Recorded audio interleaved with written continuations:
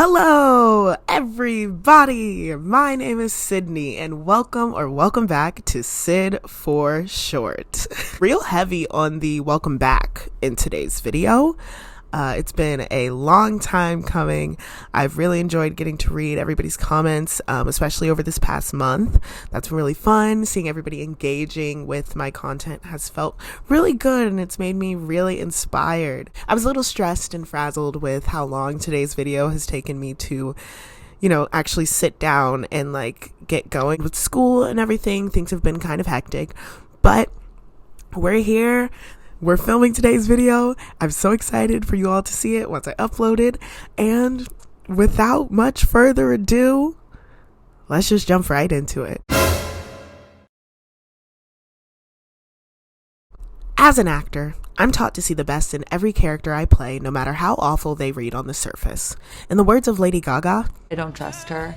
I don't think she's a good person, but I had to love her to play her.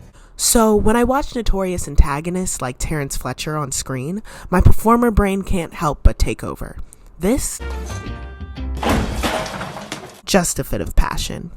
And these insults, limp dick sour note flatter than their girlfriend's flexible tempo dipshits. Words of encouragement.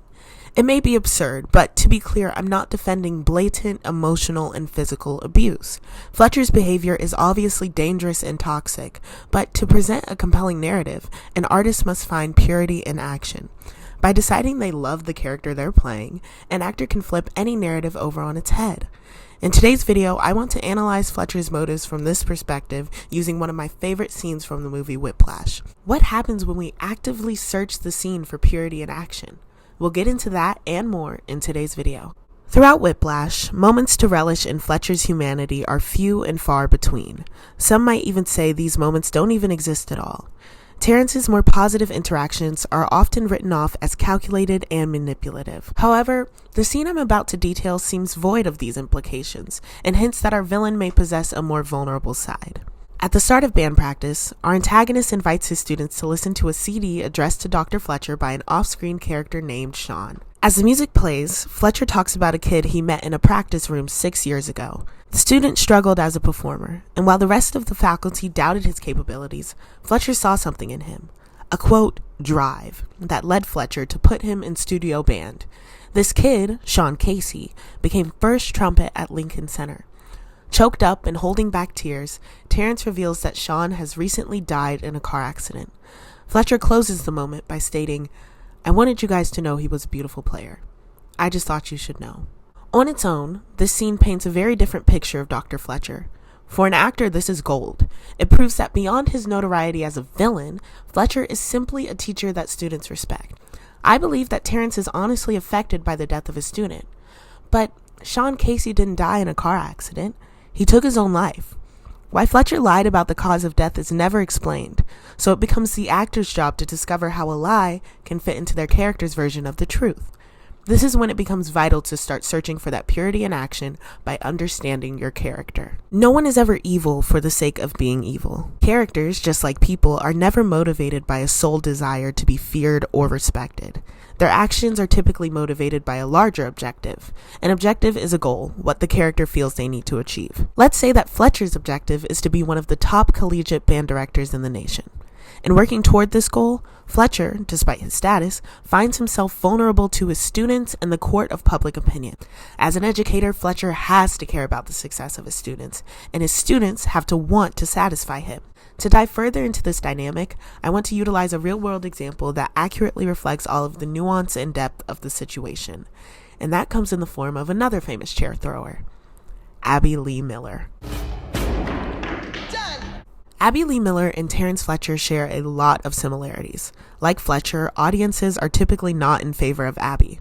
Her actions have been described as tyrannical and oppressive. Despite this behavior, Abby has always been respected by the dance community.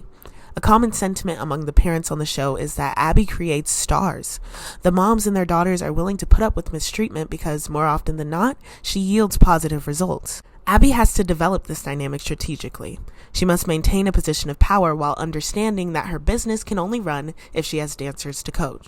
They start by cultivating a never-ending back and forth of validation that their students learn to crave. Abby puts Maddie on the top of the pyramid and gives her a solo. Fletcher puts Andrew in studio band. Abby brings in a new girl and tells Maddie that she has to work harder if she wants to stay the best.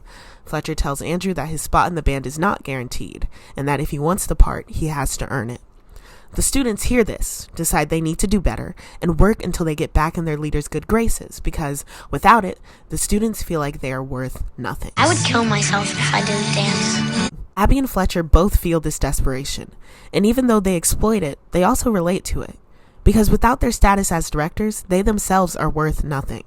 This causes the leaders to become just as emotionally invested in the achievement of their students as the students themselves. In the 5th episode of Dance Moms Season 3, we see firsthand what happens when the teacher loses in this power dynamic. For context, the mothers had all pulled their children out of rehearsal and competition for the week in protest, causing Abby to form a new team of dancers. When the original mothers returned, Abby made a point to punish all of the dancers and specifically target Melissa, Maddie's mother, by rescinding the favoritism she usually reserves for Maddie. When she's talking to Maddie about this, Abby gets emotional. She talks about how much time and effort she's invested into making Maddie a title winner, and how she feels she's owed Maddie's loyalty for that reason. Thinking analytically, we can call this what it is: emotional abuse. Abby knows Maddie can succeed without her, but to aid her objective, she has to make Maddie believe that she can't. In our search for purity in action, we realize that Abby's dependence is fueled by an internal desire to prove her own self-worth. Both Fletcher and Miller share this desire.